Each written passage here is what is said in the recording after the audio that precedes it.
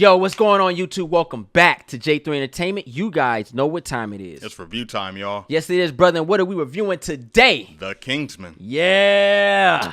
Woo. I've been waiting for this one, man. You and me both, bro. I'm a fan of this franchise. I just love every bit of it. I love the franchise too, man. That first one was a huge hit, sleeper hit. Yeah. I love every bit of it. So when I heard prequels happening, I'm like, okay, we're getting historic facts and war. Yeah. I'm with it. Yeah. And Vaughn is still attached. I'm with it. Yes, Vaughn is here, man, and I can't wait to talk about him with this, man. Man, little fun fact. Him and Mark Miller worked on the comic book together, so he's very involved with this universe. Yeah. See, I never got into the comic book. Yeah. I just love the movies. Oh, that's cool, man. You're going to really love it because you're going to see some things that they couldn't address in the movies, though. Look like I got to take a trip down to the comic book. Yes, Shout out sir. to comic book, y'all. Yeah. With that said, let's go ahead and get into this review. But before we do that, let me explain to the new viewers how we like to review movies. We like to talk about the good. We like to talk about the bad. And then we break down our favorite scenes and give a grade. We also spoil the film. Yes, we do. Because you can't have a conversation about a movie without talking about it. Those are facts. So if you have not seen the movie and you don't want to be spoiled, go ahead and push that watch later button. Yes. Subscribe to J3 Entertainment. Thumbs up the video. Come back and enjoy this review. There you go. Sounds fair to me. You ready for this? I'm ready, man. Let's go into this Kingsman, man. Let's talk about the bad. All right. Wait. Or the good. Let's talk about the good. All right, for sure. So the good, I will say the action set pieces and choreography is dope. Shout out to the late Brad Allen. He delivered some epicness. Jackie Chan stunt team, you know what you're getting. Let's go ahead and give Brad one of these. No practice that time. Rest well, brother, and thank you. Thank you. For sure. Yeah. All right, a good for me, I got to just go straight to the source. Matthew Vaughn, man. Okay, yeah. Directing yeah. was on point.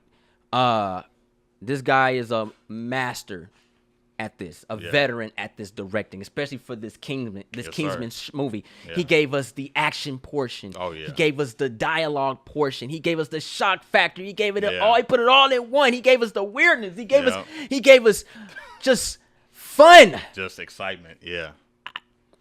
He ain't lying. He really did his thing in this movie. From the first scene to the last scene, I was hooked.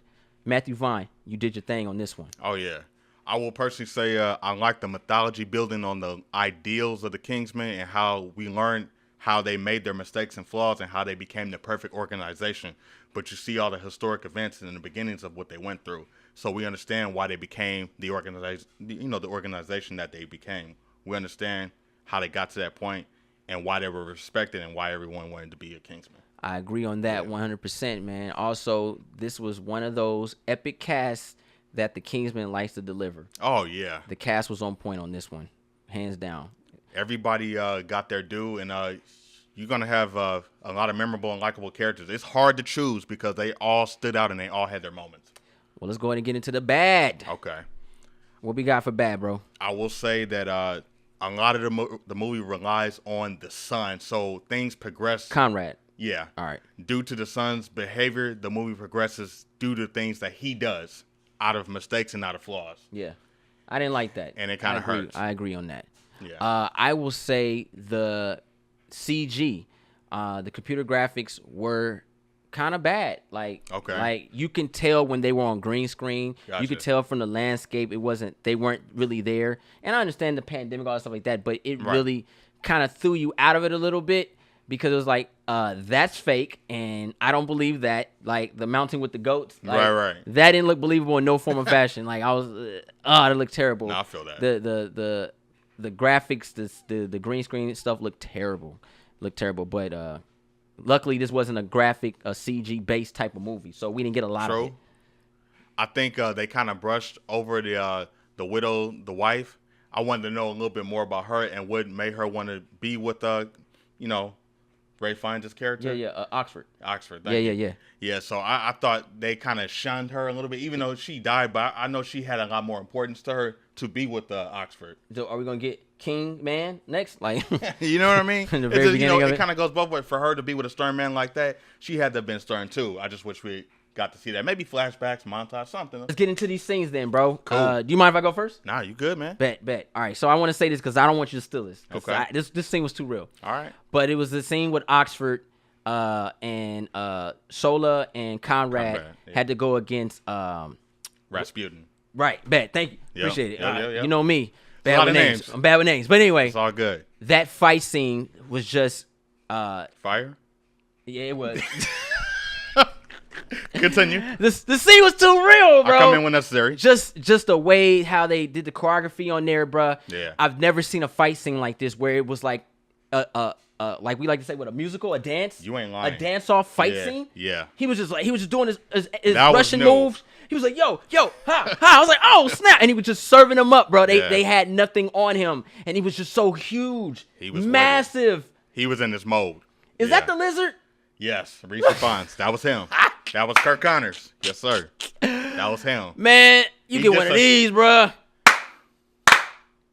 He disappeared into that role. Bruh. So it's funny you asked that. It's a noble question. That was so real. That was the best part of the movie for me, bro. Yeah. That right there, when this comes on 4K, because I'm waiting for the steelbook so I can pre-order it. I'm going to add to that. So what's funny about that scene in particular is that felt like the final act, and that was just the middle part. So that was like a mid-level boss. You feel me? I love that.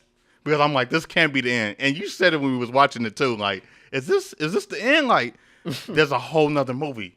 And that was like mid-level epic boss level. And then we got the final act. So I love that. Yes. It was like ingredients, like they were just spoon-feeding us little by little by little. I love every bit of that. This right here, man.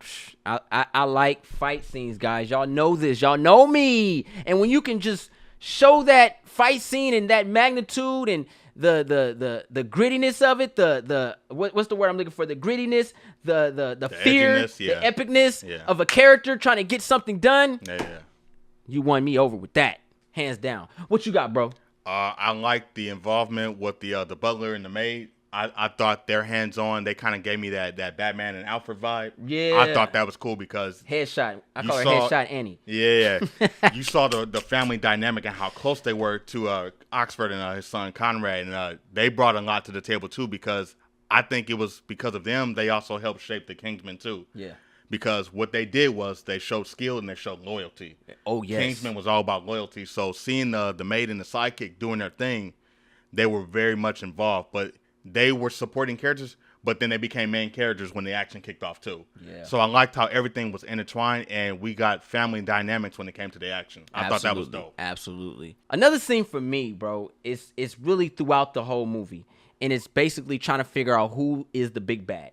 Yeah. Right? Yeah. We had, like, I ain't gonna lie, you know me, man. Like, if y'all ever go to the movies with me, like, I kind of be figuring out movies early, but True. I try my best to step down and just really enjoy it. But even I was kind of like, who is the villain? Yeah. I was thinking, like, it could be this person, it could be this person, but who is the real villain? I love how they just kept the back side of the villain's head. You noticed that? Throughout the whole movie, like, and to the very end when they finally do the reveal, when I thought was like, that's how you do it. Because there's nothing like revealing a villain to the audience at the same time as the main character. That's what makes it really dope. Because it's like, damn, we're on the same page now. That's that golden age storytelling directing. He studied Hitchcock, man. Hitchcock used to do that. I love it. Yeah, I love it. I love that. And when they told us it was Morton. Morton, yeah. I was like, Matthew Good. Yes, yeah. I was like, I knew it. Crazy, yeah. And he was always literally, no pun intended, in the shadows. Yep. And when they showed him, he was in the shadows. Yes, I like that. Yes, sir. Yes, sir. That mystery that we crave. Absolutely. Yeah. What else you got?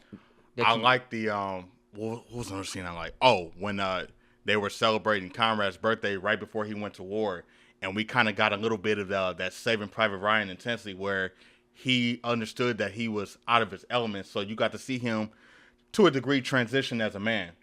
And we saw that his fate was going to be at one point, but then something happens where he gets killed, and you're like, oh, man. Because when we see him go to war, you're like, okay, maybe Conrad's going to be that Kingsman, that first generation of it. I got another scene, bro. And it hit because it was like, oh, my gosh.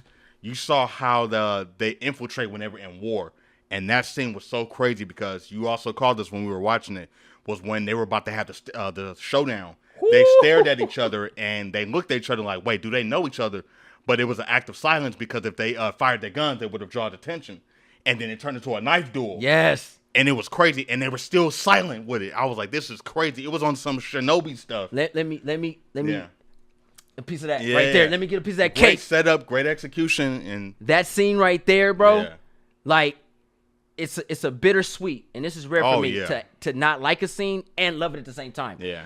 And I'm gonna tell you why. Because that fight, that knife scene, was straight G. Yeah. You had to fight for your life. Yes. And be quiet. Yep. I've never seen that before. I loved every bit of it. And then when he went and after he started shooting at him, he saw a boy who got his leg blown off. Yeah. And he came with the Saving Private Ryan, saving him. Yep. And then he blew up. Boom! Oh snap! Crazy. And then it was like Conrad actually did that. Yeah. Okay. Right. And then he said, "That's your best Scottish accent. Yeah, You're a German Nazi." Bow. Oh, I hated that scene, and the reason why, it's like, why are you so trigger happy? Right. If he was a spy, we would have been able to infiltrate him. You could have tortured him and got information. Right. Something. I thought that was just. Yeah. I thought that right there was poorly written. That was rookie behavior on his part too, because you're trained, so this kind of stuff happens, or you should at least expect it. Who? Yeah. In war, like, you never do that. Right. Because, yeah, he could have been a spy, but he could have been an American spy. I thought that right there is the bad part of the whole movie, because you push forward the movie on that scene. Yeah. For no reason. Right. If you kill Conrad, you should have killed Conrad on another level. Yeah. He got killed saving another man, getting the intel, doing everything right, and got murdered by his own comrade. Yep. No pun intended. That was whack. I thought that scene right there, and maybe they meant to do that, but I thought that was stupid because, first off, why is he so trigger happy? Right. Like, he shouldn't be a soldier at all. He shouldn't be on the front line. He should have got discharged immediately. Yeah. Like, I feel that. You didn't do your country no good because we're in the middle of a war. So any hostage we can get, we can get. Everyone knows that in war. Fight now, get angry later. I thought that was stupid. Yeah, where's my bro at? He's been missing for days. Bow. It's called war. People go missing, hiatus. And you shoot him right in the freaking head? Yeah. Trash, bro. I didn't like that. But you got anything else, bro? I also like that we're getting historic facts as to what shaped the Kingsmen. So we learned that they learned different styles and different traits of being a spy. Yeah. But they also went through different historical events of war. Yeah. So they've seen it all. Yeah. And the plan was to be global, and you got to see how everyone else act on war and how everyone else wanted to be a part of it. So we got different perspectives on what it was to be a spy, not just from the Brit side, but we got different points of view on what it meant to be a soldier and what it meant to be a spy. I thought that was cool. That is dope. With that said, let's go and get into these grades. Yes. Kingsman, what do you give it, bro? I don't want to say Secret Service, but you know. We're getting there, though. We're getting there. I will say for me, I think this was a very solid prequel. It surprised me on a lot of levels. I got new styles of action. I got very well-directed action. I got great choreographed action. I got fun story. I'm looking forward to more. It left me interested. It left me engaged. Absolutely. I'm going to give this a 5-star, man. Woo! This is my kind of movie. I want to see it again. I'm going to see it again. I'm going to buy it. Double 5 stars in 2 weeks. Yeah. Nice. I love this movie, man. I can't wait to see it again. I'm just going to go right in it, man. I've been waiting for this movie for a very long time. I was a little let down by Golden Circle. Okay, yeah.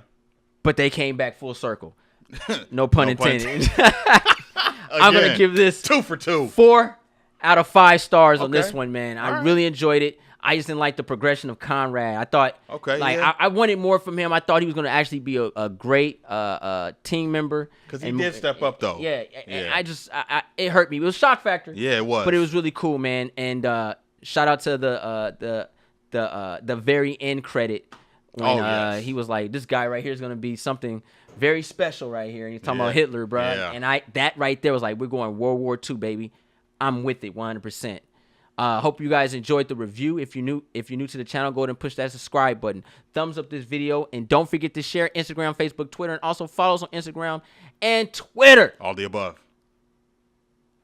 I'm J3. Run the Shogun. Ninja Assassin. Kingsman. Happy holidays to everyone out there. 100,000 subscribers. We're coming, y'all.